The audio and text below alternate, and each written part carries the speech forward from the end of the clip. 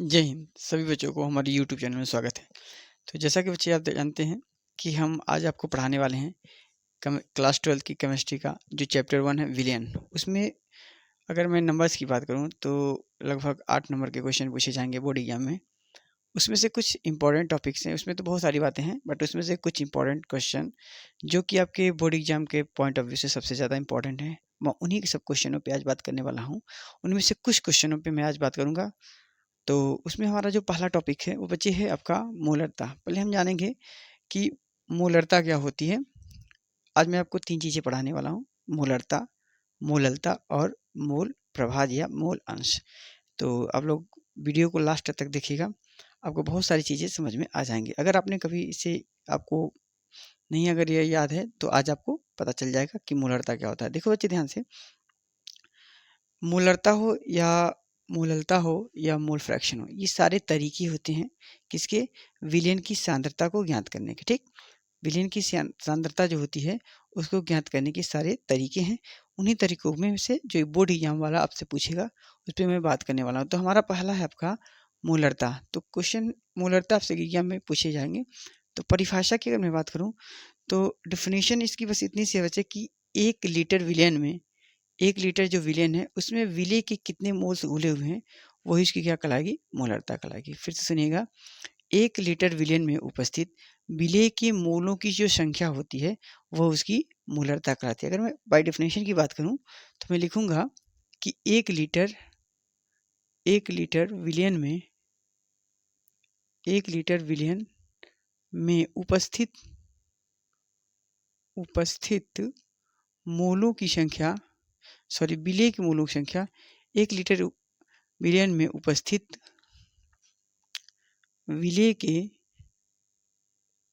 मोलों की संख्या, विलय के मोलों की संख्या क्या कहलाती है, विलयन की मोलरता कहलाती है। संख्या विलयन की मोलरता कहलाती है, मोलरता कहलाती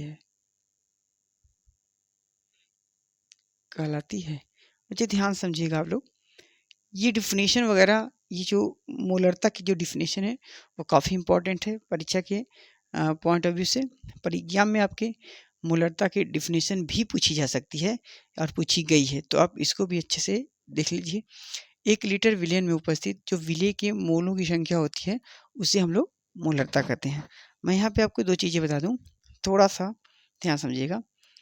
जो हमारा विलयन होता है ना बच्चे, जो विलयन होता है, जो विलयन, ये विलयन बच्चे 2 कंपोनेंटों से मिलकर बना होगा। किसके किसके, एक इसमें होता है विलय और एक इसमें होता है विलायक। ठीक, एक होता है बच्चे विलय और एक होता है विलायक। इन 2 कंपोनेंटों से मिलकर एक सॉल्यूशन का निर्माण होता है। ठीक, चलिए, विलय को अंग्रेजी में सॉल्यूट और विलायक को अंग्रेजी में सॉल्वेंट कहा जाता है और विलयन को अंग्रेजी में सॉल्यूशन कहते हैं। चलिए ध्यान समझिएगा क्या होते हैं, पहले जानते हैं कि ये विलय क्या होगा और विलायक क्या होगा। बाय डेफिनेशन की अगर मैं बात करूं तो विलय क्या होते हैं, जो पदार्थ बच्चे घुलेगा। जैसे अगर मैं यहाँ पे, यहाँ देखिए ध्यान से, यहाँ पे हमने पानी लिया हुआ है, ये हमारा क्या है, इसमें हमने, ये हमारा जल है और इसमें हमने चीनी डाला है, इसमें हमने क्या डाला है, चीनी डाला है। तो बच्चे इसमें क्या होगा, ये जो चीनी होगा ये हमारी विलय होगा और ये जो जल हमारा होगा ये आपका विलायक होगा। ठीक, ये 2 बातें समझिएगा। तो परिभाषा की अगर मैं बात करूँ तो विलय क्या होगा, जो घुलेगा वो विलय होगा और जिसमें घुलेगा वो विलायक होगा। ठीक, एक बार देख लेते हैं वीडियो आपको दिखाई दे रही है या नहीं। चलिए थोड़ा सा हम ऊपर लिखने का प्रयास करते हैं। चलिए कोई दिक्कत नहीं है, आपको समझ में आ गया होगा। इसमें जो घुलेगा बच्चे, उसे, जो घुलता है उसे हम लोग क्या बोलते हैं, विलय बोलते हैं और जिसमें घुलता है उसे हम लोग विलायक बोलते हैं।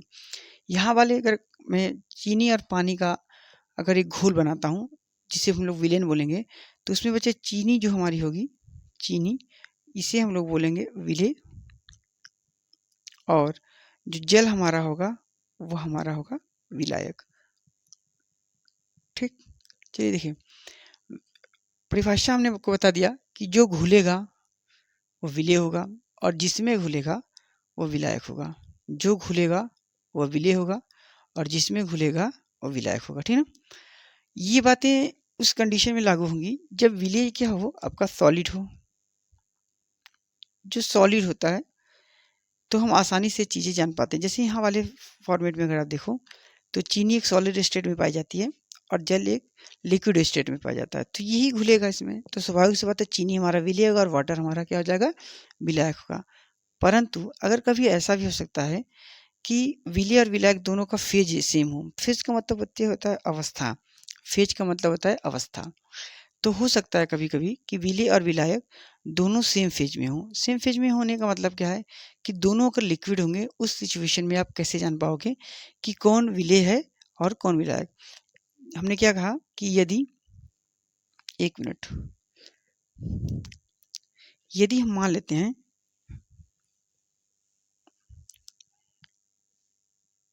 यदि आपका जो विलेय है बच्चे, अगर हम मान लेते हैं कि हमारा विलेय और विलायक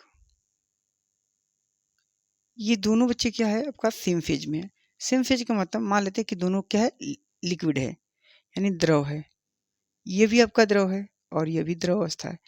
तब आप कैसे जान पाएंगे कि कौन विलेय है और कौन विलायक। जैसे अगर मैं एग्जांपल लूँ तो हमने यहाँ पे एक ग्लास लिया हुआ है और इसमें हमने पानी लिया है। इसमें बच्चे क्या लिया गया है, जल है, और इसी में हमने क्या लिया है, अल्कोहल लिया है। क्या लिया है आपका, एल्कोहल, एल्कोहल, ठीक ना। चलिए, अब आप जानते हैं कि अल्कोहल और वाटर दोनों का जो फेज होता है वो लिक्विड ही होता है। तो थोड़ा अब कैसे जानेंगे कि कौन विलेय है और कौन विलायक है। तो बच्चे यहाँ पे डिफिनेशन में थोड़ा सा चेंज आता है, मॉडर्न डिफिनेशन। अगर ये दोनों लिक्विड फेज में होंगे तो परिभाषा बनेगी कि जिसकी मात्रा, जिसकी मात्रा अधिक होगी, अधिक होगी, जिसकी मात्रा अधिक होगी उससे बच्चे हम लोग बोलेंगे विलायक, और जिसकी मात्रा कम होगी, जिसकी मात्रा कम होगी वो बच्चे कहलाएगा विलेय। अब इस डिफिनेशन से क्या समझ में आ रहा है कि कोई ज़रूरी नहीं है कि हर बार वाटर ही एक विलायक की तरह यूज किया जाए। ऐसा भी हो सकता है। अब यहाँ पे अब देखें, अगर मैं मानता कि वाटर अगर आपका 40% है और अल्कोहल 60% है तो जल घुलेगा अल्कोहल के अंदर। और अगर मान लेते हैं कि जल की मात्रा ज़्यादा है, अल्कोहल की मात्रा कम है, तो जल हमारा एक विलायक होगा और अल्कोहल हमारा एक विलेय होगा। नॉर्मल जीवन की अगर मैं बात करूँ तो जल की मात्रा लोग ज़्यादा लेते हैं और अल्कोहल की मात्रा कम लेते हैं। तो हर हालत में अल्कोहल वहाँ पे विलेय और वहाँ पे वाटर जो होता है वो विलायक की तरह यूज किया जाता है। तो ये थोड़ी-मोड़ी बातें हो गई कि विलेन क्या होते हैं, विलेय क्या होते हैं और विलायक क्या होते हैं। अब हम अपने टॉपिक पे आते हैं। ये परिभाषा आपको याद करनी है कि मोलरता किसे कहते हैं। तो डेफिनेशन है कि 1 लीटर विलेन में उपस्थित विलेय के मोलों की संख्या विलेन की मोलरता कहलाती है। अब देखिए ध्यान से, बच्चे इसमें एक वर्ड आया है। अब अगर मैं इसको एक फॉर्मूला बेस्ड पे करूँ तो मैं डेफिनेशन होती है क्या, ध्यान समझिएगा। देखिए, मोलरता को बच्चे दिखाते हैं किससे, मोलरता को कैपिटल एम से प्रदर्शित किया जाता है। कैपिटल एम से प्रदर्शित करते हैं।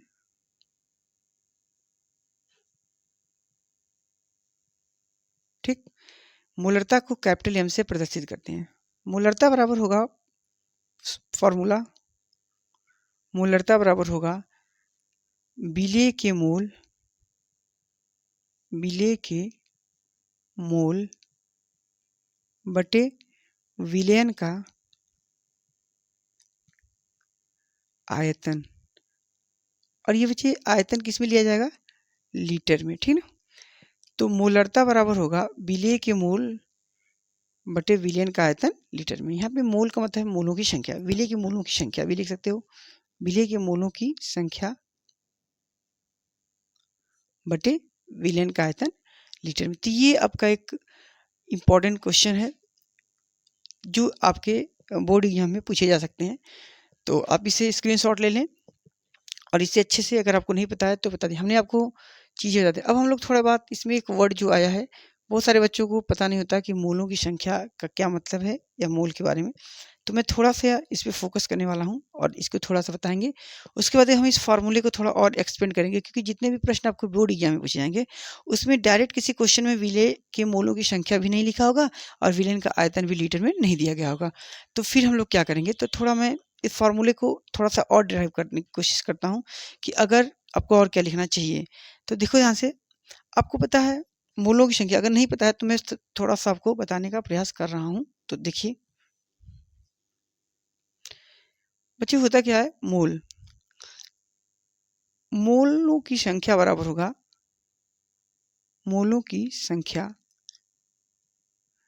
बराबर होता है पदार्थ का भार बटे अणु भार। पदार्थ का भार बटे अणु भार। तो हम लोग यहाँ पे चूंकि विलेय के मोलों की संख्या निकाल रहे हैं, तो यहाँ पे पदार्थ की जगह पे हम उस विलेय का इस्तेमाल करेंगे जो क्वेश्चन में दिया होगा। तो पदार्थ का भार बटे अणु भार, और जो हमारा आयतन होता है बच्चे, आयतन जो कि हमको लीटर में लेना है, तो सवाल में लीटर न देकर मिलीलीटर में रहता है। तो हम लोग उसको, आयतन को हम लोग क्या, मिलीलीटर में जब चेंज कराएंगे तो 1000 से भाग करा देंगे। यानी कि अगर मैं बात करूं फॉर्मूले का, तो मोलरता बराबर हो जाएगा पदार्थ का भार, यानी विलेय, यहाँ पे पदार्थ की जगह पे विलेय यूज करेंगे, विलेय का भार बटे विलेय का अणु भार इंटू 1000 बटे आयतन। अब बच्चे यहाँ पे जो आयतन लिया जाएगा वो ml में लिया जाएगा। तो आपको मैं बताऊं, अगर तो 90% क्वेश्चन आपको इस फॉर्मूले से लगाने हैं, क्योंकि पेपर वाला कभी भी आपको डायरेक्ट मोल या आयतन लीटर में नहीं देगा, ठीक ना। तो वो 90% क्वेश्चन आपको भार, अणुभार और आयतन ml के फॉर्म में दिया होगा, तो उसको आपको लगाना होगा, ठीक। तो आई होप कि आपको ये पहली बात समझ पाए होंगे। अब यहाँ पे कुछ और इन्फॉर्मेशन मैं आपको दे देता हूँ इसके मोलरता के टर्म्स में। अगर बहुविकल्पी क्वेश्चन बनते हैं तो क्या क्या पूछ सकता है और आपसे, ठीक।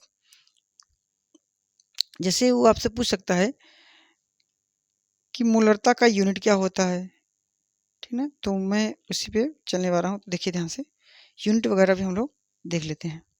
चलिए देखिएगा, अगर मैं इसका यूनिट की बात करूँ, यहाँ पे दिख रहा है कि नहीं भाई? चलिए दिखेगा। मोलरता की यूनिट की बात करूं, अगर यूनिट का मतलब होता है मात्रक, तो अगर मैं मात्रक की बात करूं, तो मात्रक अगर आप यहाँ से देखेंगे तो डिफिनेशन रहती है कि मोलों की संख्या बटे आयतन लीटर में, ठीक है। तो इसको हम लोग जल्दी मोलों की संख्या का जो होता है मोल बटे मात्रक हो जाएगा मोल प्रति लीटर। तो एक तो ये मात्रक हो जाएगा, इसकी वैल्यू मोल प्रति लीटर होगा, या कहीं कहीं पे शॉर्टकट में आप कैपिटल एम भी लिख सकते हैं, ये भी एक यूनिट ही है। कैपिटल एम लिखा है तो आप समझ जाएगा कि मोल प्रति लीटर लिखा हुआ है। और देखिए जो सबसे इम्पोर्टेंट बात है बच्चे, ये क्या होता है, ये ताप पर डिपेंड करता है, ताप पर निर्भर करता है,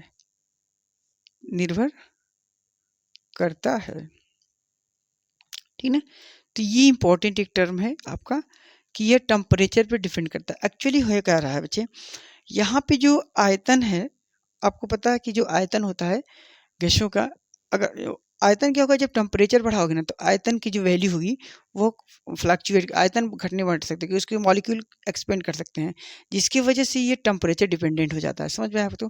तो परीक्षा में आपसे ये प्रश्न पूछ सकता है कि निम्न में से बताइए कौन ताप पर निर्भर करता है। तो आंसर होगा कि मोलरता जो होती है बच्चे, मोलरता जो होती है वो ताप पर निर्भर करती है। ये सवाल कई बार पूछे गए हैं, तो आप इस बात को ध्यान रखेंगे, ठीक है। और ये क्यों हो रहा है, क्योंकि इसमें आयतन, ध्यान रखेंगे, जिसमें आयतन वर्ड आया है, इसमें आपको आयतन वर्ड आया है, इसीलिए मोलरता में क्या होता है, मोलरता में आयतन होता है, इसकी वजह से आयतन टेम्परेचर पर डिपेंड करता है। अतः मोलरता जो है टेम्परेचर पर डिपेंड करती है। दैट मीन्स क्या हुआ, टेम्परेचर चेंज करने से मोलरता के मान में प्रभाव मतलब मोलरता जो होगी प्रभावित होगी। इसलिए बोर्ड एग्जाम ये वाला प्रश्न आपसे पूछता है कि बताइए ताप पे निर्भर कौन करता है, तो आंसर होगा बच्चे मोलरता या मोलारिटी। आपको दो चीज़ें याद रखनी है, मात्रक इसका मोल प्रति लीटर होता है, इसे कैपिटल एम से दिखाते हैं, इसका ताप डिपेंडेंस होता है और इसका डिफिनेशन वगैरह भी एग्जाम में पूछी जाती है। तो 1 लीटर विलयन में उपस्थित विलेय के मोलों की संख्या विलयन की मोलरता कहलाती है, ठीक ना।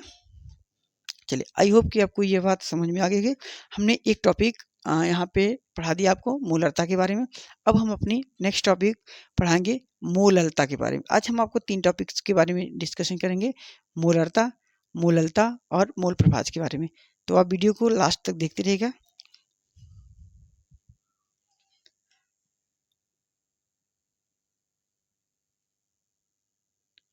चलिए बच्चों, तो अब हमारा जो सेकेंड टॉपिक है वह है आपका मोललता।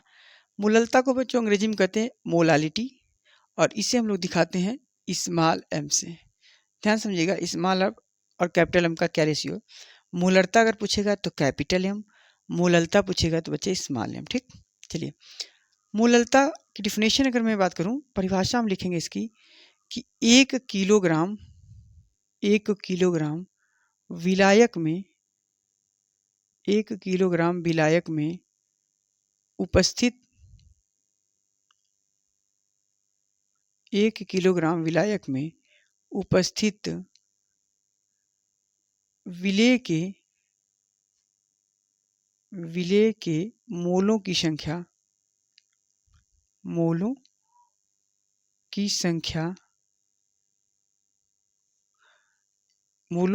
आपका मोललता कहलाती है। मोललता कहलाती है, मोललता कहलाती है, ठीक। ये आपको डिफिनेशन याद होनी चाहिए। 1 किलोग्राम विलायक में उपस्थित विलेय के मोलों की संख्या मोललता कहलाती है, ठीक। चलिए, अगर मैं इसे हम कैपिटल स्मॉल एम से दिखा देते हैं। यहाँ पे मैं अगर फॉर्मूला लिखूँ तो मैं लिखूंगा मोललता बराबर विलेय के मोलों की संख्या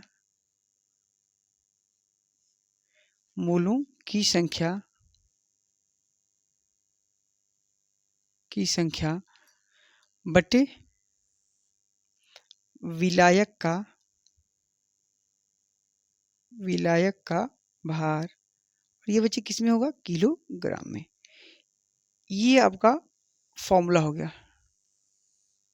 कि मोललता बराबर होगा विलेय के मोलों की संख्या बटे विलायक का भार किलोग्राम में, ठीक।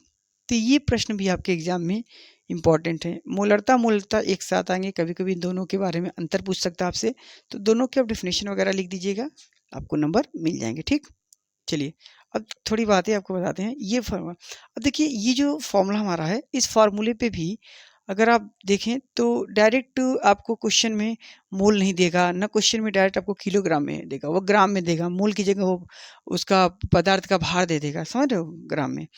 तो इसको हम थोड़ा चेंज कराएंगे, तो वही पीछे वाले पैटर्न से। तो मोललता बराबर हमारा दूसरा फॉर्मूला हो जाएगा कि मोललता बराबर होगा, आप लिख सकते हैं विलेय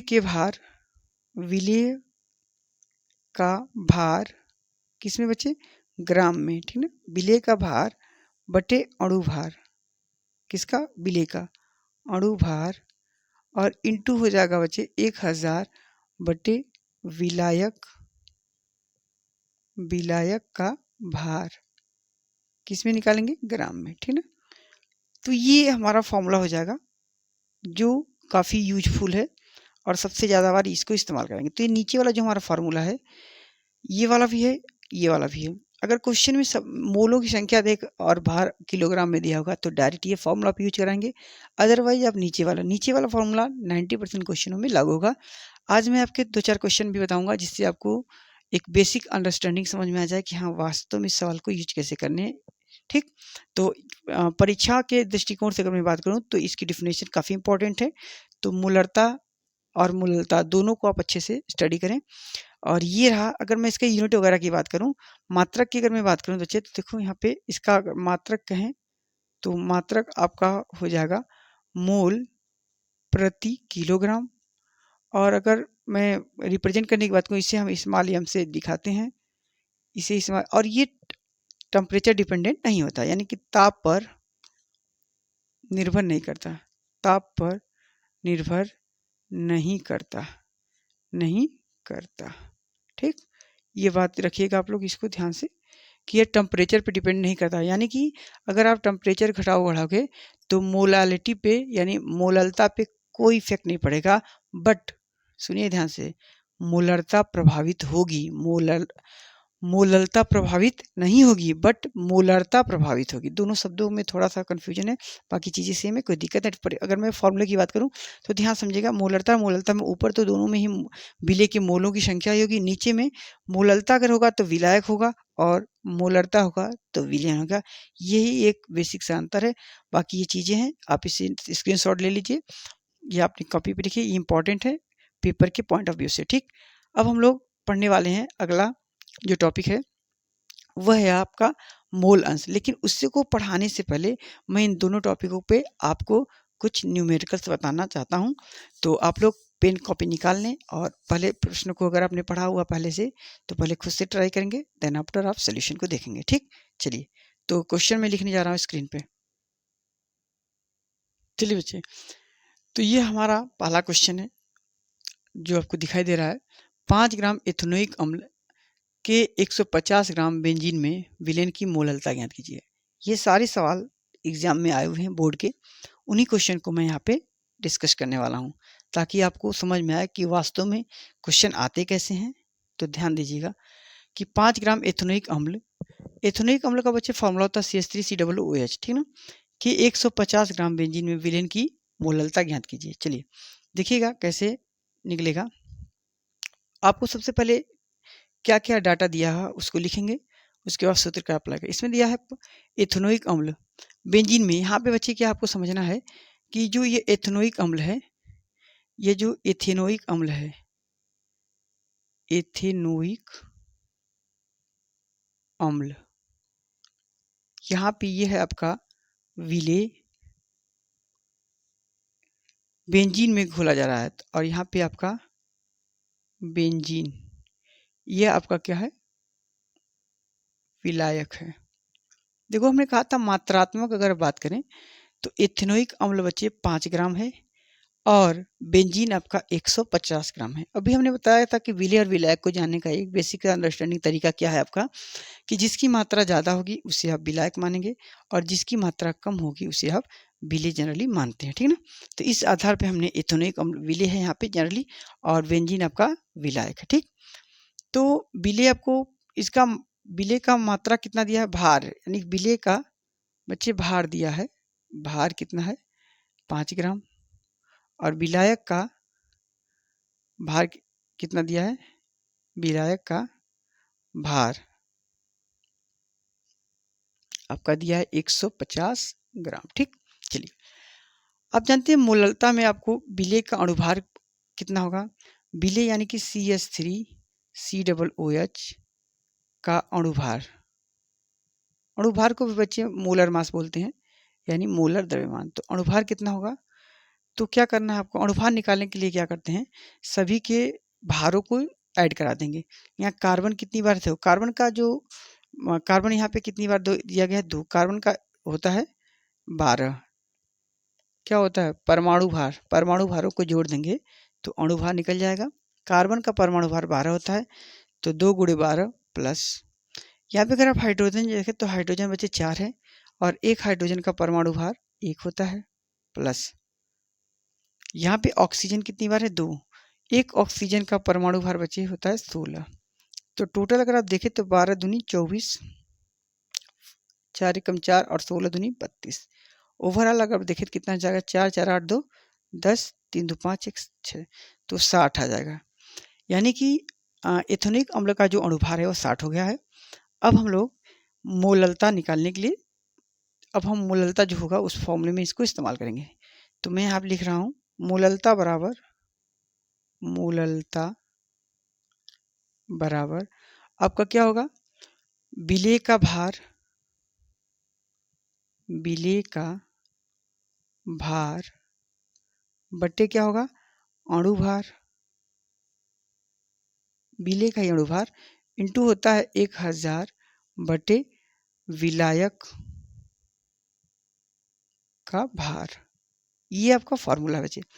तो अब रख दीजिएगा विलेय का भार कितना है, विलेय का भार दिया है 5, अणुभार इसका 60 गुणे 1000 बटे विलायक का भार कितना आया है इस क्वेश्चन में 150। ठीक, चलिए बस अब आपको ये 2 जीरो से ये 2 जीरो कट जाएंगे, 5 से काटोगे तो 5 तिहाई 15 हो जाएगा, और 2 से काटोगे तो 2 तिहाई 6, 2 पच्चीस 10 हो जाएगा, यानी आ गया 5/9।